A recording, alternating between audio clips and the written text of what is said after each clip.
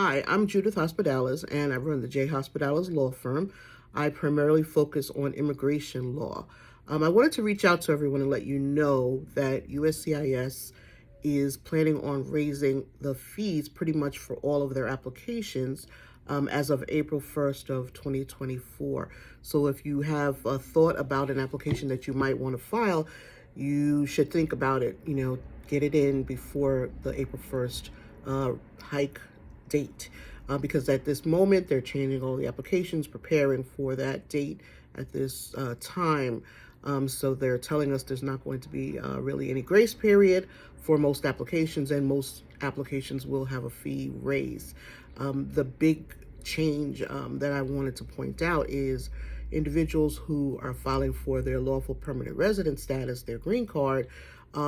Currently, you can include your work authorization and your travel document at no extra cost to you when you're filing those applications. Everything can go together, and it's under that one fee for the resident card application. But in this current fee structure, that will no longer be the case. And so you will have to pay separate fees for your work authorization and your travel document, along with your lawful permanent residence application, which is also going to have a fee increase.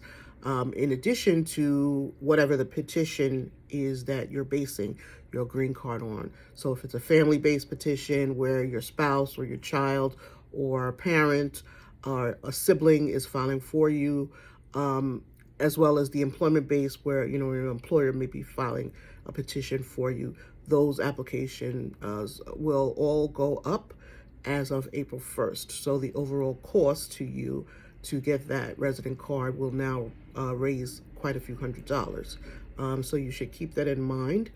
They are allowing for some additional fee exemptions for certain categories of humanitarian type applications, such as special immigrant juvenile status cases, some VAWA, Violence Against Women Act cases, particularly the domestic violence survivor individuals who are filing those applications, as well as people who are individuals who may have been trafficked into the United States, or those who are victims of crimes and they want to file under the U visa category. They may have further options for fee exemptions in those cases. Also, naturalization. There may be some who have reduced fees if they can demonstrate that they are within a certain poverty guideline, that their household income falls below a certain level of the poverty guidelines for the year. They may be given a reduced fee of their naturalization costs. But most of the cases, most of the applications are raising the fee in some way, shape, or form. So just be prepared for that. So if you think, that you do have something that you want to file or that you are eligible for, you should reach out before that date, because from what they're telling us, there's not going to be, any grace period after that date. There are some cases that are being filed, some lawsuits to challenge it, but until, those decisions are made, it looks like we're going forward with this fee hike that is occurring on April 1st of this year. So just be aware of it. And I know, it's quite a few, thousands of dollars that you need to budget for. So just, keep it in mind that if you wait until April 1st, you're going to have to pay quite a bit more to, add it to your cost of what you already may have, thought it was going to cost you. It's going to cost you significantly more money as of April 1st. If you do want, your resident card, and you also need, most people do want that work authorization to be able to work and travel while the case is pending, because the cases have been taking, quite a bit of time in order to fully process. So in the meantime, you want to work and be able to travel freely, on your vacations or to see family overseas.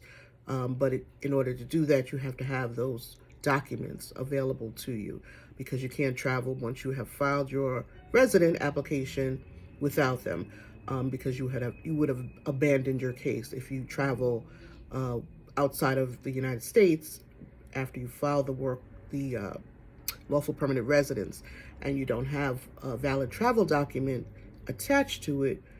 they will presume that you are abandoning that green card application. So, most people, of course, if they want to travel, they're going to want to apply for that travel document. And of course, as well, most people are going to want the work authorization to be able to work freely and legally in the United States. So those things are going to cost you separate fees.